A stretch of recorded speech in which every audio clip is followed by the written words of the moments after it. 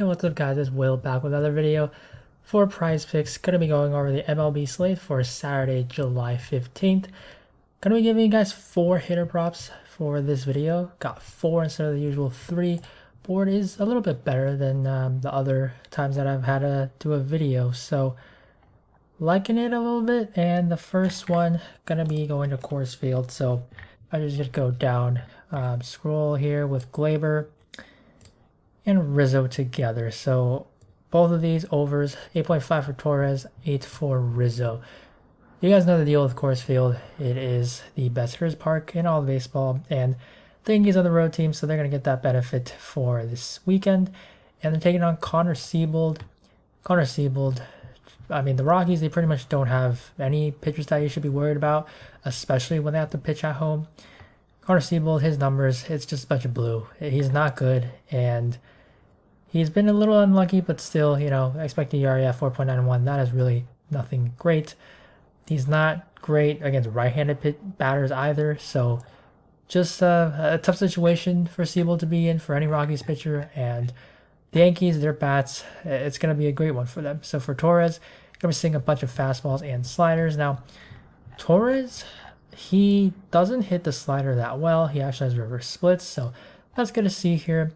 That slider, a -7 run value, so not what you want to see, but his expected numbers do show that he has been unlucky against the slider this season, so that should improve. And maybe it happens this game, because it certainly, the numbers do look pretty good here.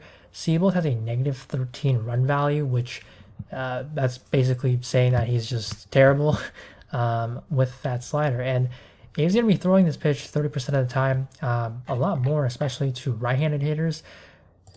This is not really that bad of a matchup for Torres. And if you do look at the odds here, so these odds, they already include all the factors here.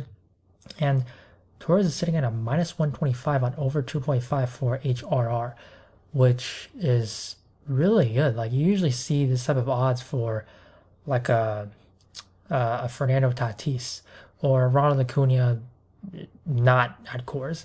So this is fantastic. Obviously, not saying that he is on the talent level of those guys, but Torres, he's now in a favorable hitting spot.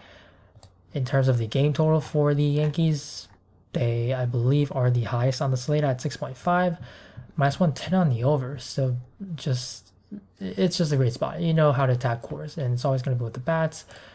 And then Anthony Rizzo, gonna be a mini stack with Torres. Torres is the better play in terms of the odds here for Rizzo. So going back to him, he's only at a +100, and his walk odds are, both of them are pretty similar. So Torres is at a +170 for a walk, and then Rizzo is a +160. But Torres, he actually does have some stolen base ability. He's a +650. Unlikely to steal one, but at least he has that type of upside. And then when you do look at his other odds, Torres is definitely going to be the better play.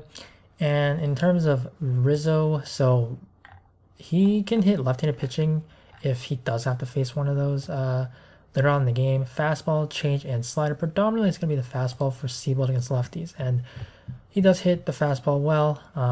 The slider, not his best pitch, but kind of a similar story. Like last year, he had was unlucky against the slider. This year he hasn't been great, but one thing to keep in mind is that with the slider, Rizzo doesn't get pinch hit for against left-handed pitchers, and teams will opt to bring in a lefty to face Rizzo. So when you throw the slider as a lefty against a left-handed hitter, it's obviously going to be tailing away. So it's just a harder pitch to hit. But when it's a righty throwing, it's going into the batter's bat path. So it's really not that of a negative here for Rizzo. So I'm not really taking this too much into account. And again, Siebold slider is not good. So there's that. Just a Coors Field stack, pretty typical. What I like about Colorado here, home games. Now, the next play is going to be Pete Alonso over 6. I don't think I've ever taken a Pete Alonso over for a fantasy score. I tend to take unders on him just because he's pretty volatile. Like, he's probably going to need a home run. He's not a guy that's going to get a ton of base hits, so he kind of needs that big one. And Pete Alonso at 6 though against Tony Gonsolin.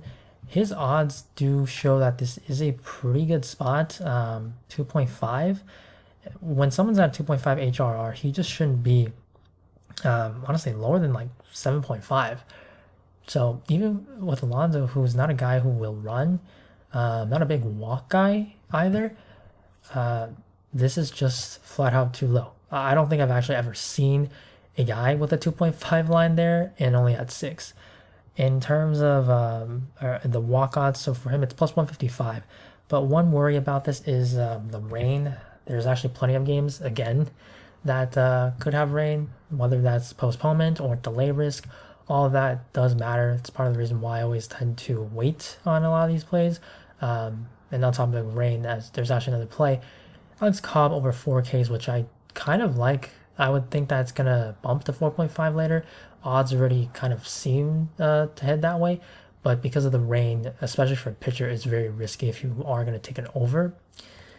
And we saw that even on Friday with Glasnow, Marsh, and then with Trevor Williams and Michaelis, who that game was suspended. So back to Alonso. Gonsolin, he just hasn't been the same pitcher this year as before. He's been worse.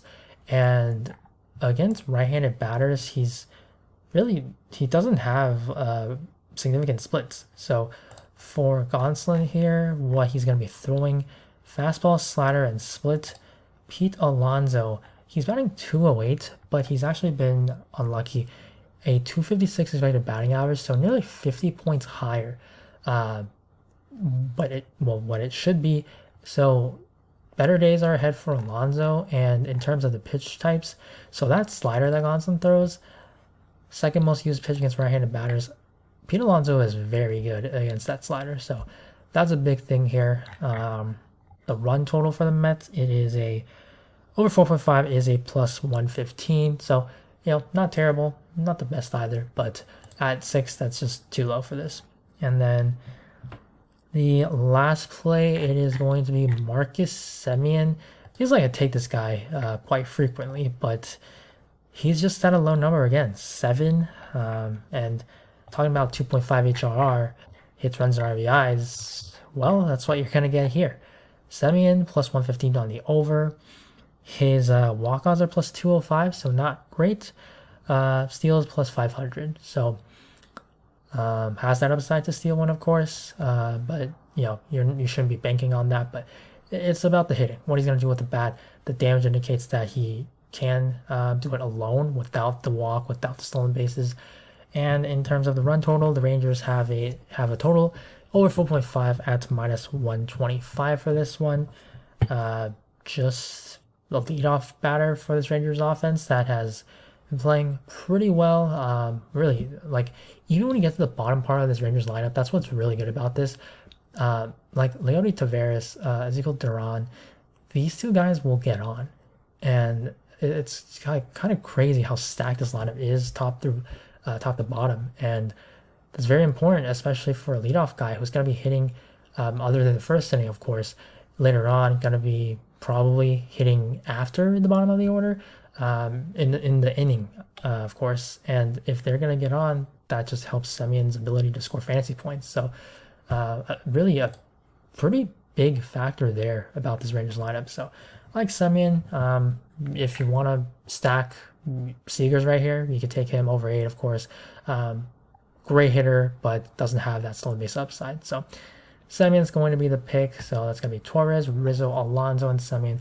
4 hitter overs, but again, you do have to check the weather. Alonso could be one of those plays that could be affected. So those are going to be 4 hitter plays for this video. Kind of just a wait and see with the other categories, because it's just how it is with the weather these days. So if you guys enjoyed the video, please leave a like before you go. Subscribe to the channel, DFS Army here. Link in the description for our Optimizer tool if you do want to check that out, which helps you compare the odds, all laid out on one page, so you don't have to do it manually. So again, thank you guys for watching. Good luck on the slate, and I will see you in the next video. Bye.